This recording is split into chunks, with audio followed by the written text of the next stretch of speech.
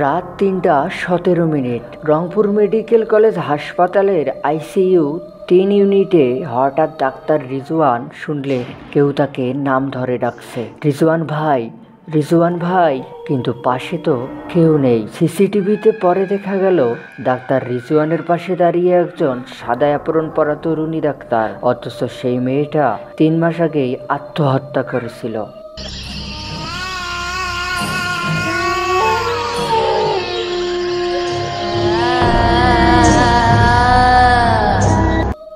Rangpur medical কলেজে ২০২৪ সালের October মাসে এক ভয়ঙ্কর ঘটনা ঘটে।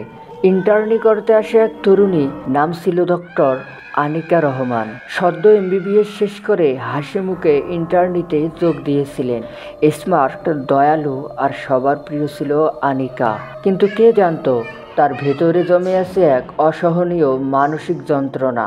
একদিন হঠাৎ করেই হাসপাতালের স্প্লিং ডর্মে পাওয়া গেল আনিকার নিথর দেহ, গলায় ওড়না পেঁচানো, স্পষ্ট আত্মহত্যা। কিন্তু আত্মহত্যার কারণ কেউ জানে না। কেউ বলে প্রেমে প্রতারণা, কেউ বলে সিনিয়রদের মানসিক চাপ।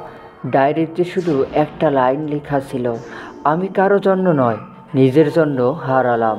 আনিকার মৃত্যুর ১ মাস পর রাতের ডিউটি শুরু করেন ডাক্তার রেজওয়ান ও নার্স সাবিয়া। আইসিইউ ৩ নং ওয়ার্ডে। আইসিইউতে তখন ৭ জন রোগী, সবারই অবস্থা আশঙ্কাজনক। রাত ৩টার দিকে হঠাৎ ইমার্জেন্সি বেল বেজে ওঠে রোগী নম্বর ৫-এর বেড থেকে। রিজওয়ান দৌড়ে যান, কিন্তু দেখে রোগী অচেতন, কেউ নেই, এমনকি বেলের সুইচ অফ করা। ঠিক তখনই এক কণ্ঠ শুনলেন, রিজওয়ান ভাই, স্যালাইনটা একটু চেঞ্জ করে দিন। তিনি পিছনে তাকিয়ে দেখলেন সাদা অ্যাপ্রন, চোখে চশমা, কপালে টিপ দেওয়া এক তরুণী ডাক্তার হাসি মুখে দাঁড়িয়ে, যেন আনিকা। হঠাৎ চোখের পলকে সে মিলিয়ে গেল। সিসিটিভি ফুটেজ পরীক্ষা করা হয় পরদিন সকালে। ভিডিওতে স্পষ্ট দেখা যায় রিজওয়ানের পাশে হঠাৎ করে কেউ একজন দাঁড়ায়, কিন্তু তার মুখ খোলা। ক্যামেরার পিক্সেল ব্লার হয়ে যায় সেই সময়টুকুতে। আর আশ্চর্যের বিষয়, সেই সময়ই রিজওয়ান বলেছিলেন তিনি ঝাঁকুনি খেয়ে কাঁপছিলেন, যেন কেউ তার ঘাড়ে ঠান্ডা হাত রেখেছিল। রংপুর মেডিকেলের অনেক পুরনো নার্সরা বলেন, আনিকার মৃত্যুর পর থেকে রাত ৩টা থেকে ৪টার মধ্যে আইসিইউ ৩ ইউনিটে অদ্ভুত ঘটনা ঘটে। কেউ বলে, আমি চোখের সামনে দেখেছি আনিকার মতো মেয়েটা বেডের পাশ থেকে ধীরে ধীরে হেঁটে চলে যাচ্ছে, কিন্তু পা ছুঁয়ে যায় না মেঝেতে। কেউ কেউ রোগীর আত্মীয় সেজে ঢুকে পড়ে, কিন্তু আর খুঁজে পাওয়া যায় না তাদের।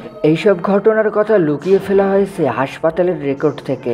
তবে রংপুরের কিছু মেডিকেল শিক্ষার্থী নিজেরাই টিকটক আর বন্ধু বান্ধবের সাথে শেয়ার করেছে এই ঘটনার অংশবিশেষ। তাদের একজন বলেন, যখন আনিকা আপুর কেস ফলো করতাম, মনে হতো উনি বুঝি এখনও পাশে আছেন। মৃত্যুর পরেও যেন তার ডিউটি শেষ হয়নি। এই ভয়ঙ্কর ঘটনাগুলো আমাদের মনে করিয়ে দেয়, কেউ যদি ভেতরে ভেঙে পড়ে, তাকে সময় মতো বুঝতে না পারলে তার পরিণতি হতে পারে শুধু আত্মহত্যা নয়, বরং চিরকাল বেঁচে থাকা এক প্রেতাত্মা, যাকে কেউ শান্তি দিতে পারেনি। আপনিও কি কখনো রংপুর মেডিকেলে এমন কিছু দেখেছেন? আইসিইউ ৩ নং ওয়ার্ডে আইসিইউ ৩-এর রাতের গল্প কি আপনি জানেন? তাহলে কমেন্টে লিখুন আর সাবস্ক্রাইব করে রাখুন, কারণ আমরা আসছি আরও ভয়ঙ্কর সত্যের কাছাকাছি থাকা ঘটনার চরম গহীনে।